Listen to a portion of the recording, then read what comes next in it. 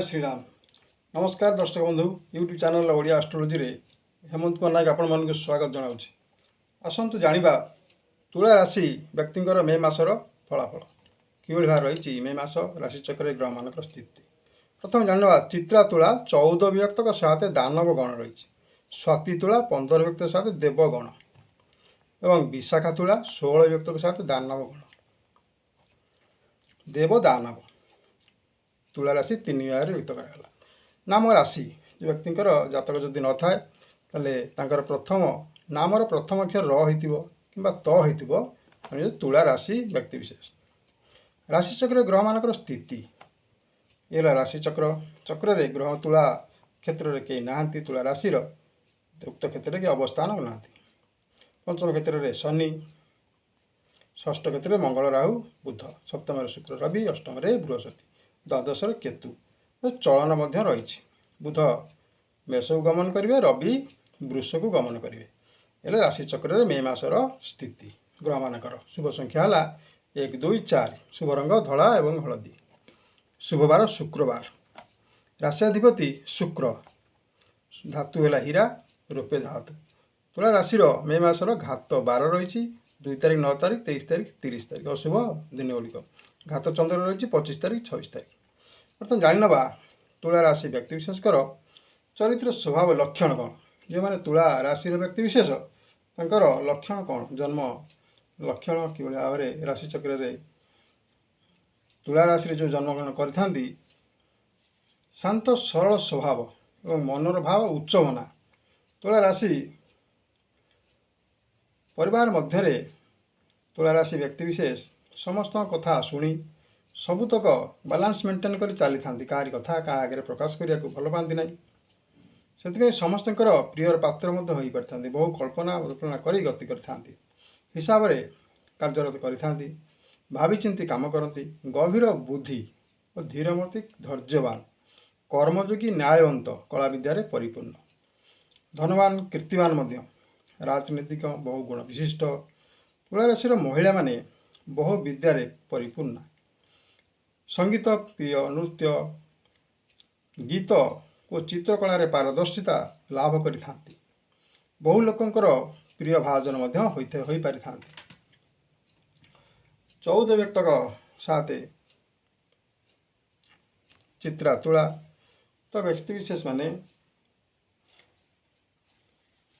रूपवंत एवं धनवंत ज्ञानी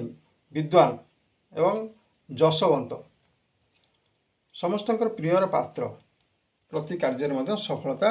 हासिल करते।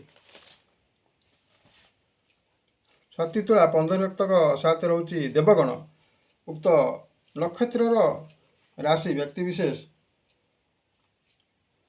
कला प्रिय एवं आनुष्ठानिक कार्य उत्साह एमाने देवतांकर पूजा अर्चन बहुत समय बिताती कार्य नियोजित होती बहुत कथा कहवाक भल पाती ना केवल बुद्धि विद्या ज्ञान बल समस्त प्रियर पात्र हो पारि दयालु एवं परोपकारी। विशाखा तुला 16 व्यक्तक साथ दानव गण रही खाद्य प्रिय उक्त नक्षत्र व्यक्ति विशेष खाद्य प्रिय आमिष प्रिय स्वास्थ्य क्षेत्र में उत्तमता रही था। लोकमान्य क्षण कपि अभिमानी और धनवान नाट्य संतोष प्रिय और शत्रुवादी जिदखोर टाइप होता निजर प्रिय होई खूब कम समय रहती क्रय विक्रय क्षेत्र में वृत्तिगत व्यवसाय क्षेत्र में लाभप्रद होता। तुला राशि राशि अधिपति हेले शुक्र, शुक्र स्व क्षेत्र में कि उच्चर थिले तो व्यक्ति विशेष दानव गुरु शुक्राचार्य होती तो घर मालिक सुख शांतिर प्रतीक दाम्पत्य जीवन क्षेत्र में अग्रगतिर प्रतीक गभीर बुद्धि धीरमती धैर्यवान कर्मयोगी न्यायवंत कला विद्यारे प्रवीण धनवान कीर्तिवान राजनीतिज्ञ बहुमुखी शुक्र अधिपति हेतु उक्त राशि महिला माने बहु विद्यारे परिपूर्ण होता संगीतकार कलाकार नृत्य गीत चित्र में बहु पारदर्शिता लाभ करते बहु लोकंकर प्रिय पात्र होता। तुला राशि पंचम क्षेत्र में शनिकर अवस्थान तो क्षेत्र में पिलामानकर शनि पंचम क्षेत्र पिलामानकर विद्या बुद्धि ज्ञानर क्षेत्र शनिकर अवस्थान जदि शनि स्वगृह अच्छा तो क्षेत्र में शनिकर अवस्थान हेतु योजना और उद्योग विफल हुए समय समय कार्यक्रम में असंतोष देखा जाए बुद्धि भ्रष्ट दृष्टामी सठता आदि रे परिपूर्ण भाव देखा जाए पिलामाने असुस्थ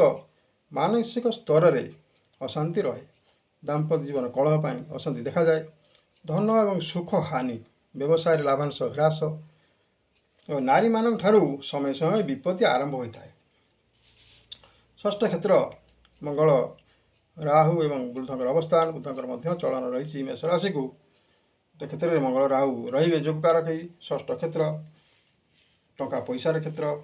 शुभ फल प्राप्ति हे और प्रभाव वृद्धि घट मालिक द्वारा जय स्वास्थ्यगत समस्या दूर और धन अन्न प्राप्ति जोग